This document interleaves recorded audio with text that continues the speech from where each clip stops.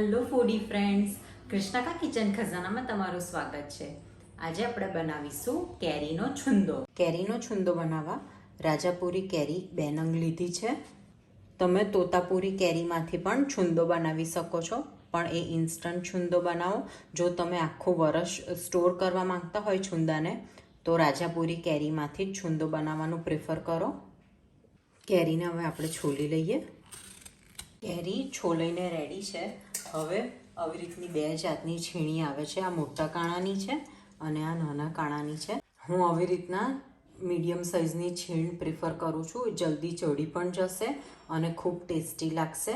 તમારા ઘરમાં જે રીતનો સાઇઝનો છુંદો ખવાતો હોય એ રીતના તમે છીણ રેડી કરી શકો છો. કેરીને હવે છીણી લઈએ. કેરી આપણી છીણાઈને રેડી છે. હવે આપણે એનું વજન કરી લઈએ. 580 ગ્રામ આપણું કેરીનું છીણ થયું છે. છુંદામાં આપણે કેરી કરતાં ખાંડનું પ્રમાણ થોડુંક વધારે લઈશું, જેથી આપણો રસો ખૂબ જ સરસ રસાદાર થશે. આપણે કેરીનું વજન 580 ગ્રામ હતું, એટલે આપણે 620 ગ્રામ 630 ગ્રામ સુધીને આપણે ખાંડ લઈ શકીએ છીએ. 620 ગ્રામ ખાંડ લઈ લીધી છે. હવે એક મોટા વાસણની અંદર આપણે કેરી લઈ લઈશું, ખાંડ લઈશું, 2 મોટી ચમચી મીઠું લઈશું. હવે પ્રોપર આને મિક્સ કરી દઈએ. જો તમે ઉપવાસની અંદર આ છુંદો ખાવા માંગતા હોય તો તમે સિંધો મીઠાનો પણ ઉપયોગ કરી શકો છો. કેરી અને ખાંડ સરસ ભળી ગઈ છે. હવે આપણે એને ઢાંકીને 4 થી 5 કલાક સુધીને રવા દઈશું. 4 કલાક થઈ ગયા છે. હવે આપણે ચેક કરી લઈએ. ખાંડ સરસ ઓગળી ગઈ છે, રસોઈ સરસ છૂટો પડી ગયો છે. જો તમારે તડકા છાયાનો છુંદો કરવો હોય તો હવે આને એક તપેલામાં કાઢી અને એની ઉપર કોટનના કકડાથી એને ઢાંકી દેવાનો અને 6 થી 7 દિવસ સુધીને તડકા અને છાયામાં રાખી અને આપણે કેરીને જળવીશું. પણ અત્યારે આપણે ગેસ ઉપર છુંદો બનાવીએ છીએ. હવે છુંદામાં 2 તજના ટુકડા એડ કરીશું તોડીને, 6 થી 7 ટુકડા લવિંગ. હવે આપણે મિક્સ કરી દઈએ. છુંદાને મીડિયમ ગેસ ઉપર જ આપણે ચડવીશું. જો તમારી પાસે વેઇંગ સ્કેલ ના હોય મેઝરમેન્ટ માટે, તો તમે વાડકાનું પણ મેઝરમેન્ટ લઈ શકો છો. તમે જેટલું કેરીનું છીણ લો એનાથી થોડુંક વધારે પ્રમાણમાં ખાંડ લેવાની.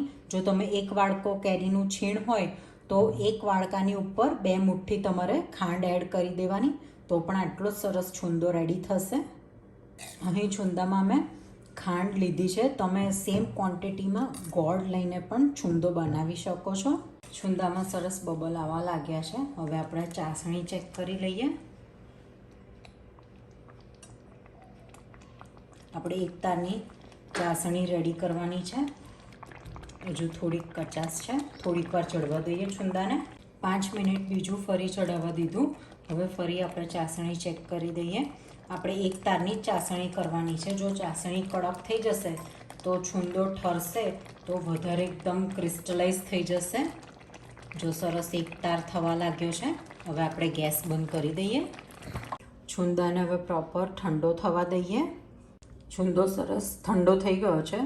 હવે આપણે મસાલા કરીએ. 1.5 ટેબલસ્પૂન જેટલું કાશ્મીરી લાલ મરચું આપણે લઈશું. 1 ટીસ્પૂન જેટલું શેકેલો જીરાનો પાવડર હવે મિક્સ કરી લઈએ. છુંદો ઠંડો થાય પછી જ આપણે અંદર લાલ મરચું અને જીરું પાવડર એડ કરીશું. ગરમની અંદર આપણે મરચું અને જીરું પાવડર એડ નહીં કરીએ, નહીં તો એ શ્યામ પડી જશે. તો છુંદો આપણો રેડી છે. હવે આપણે એને સ્ટોર કરી દઈએ.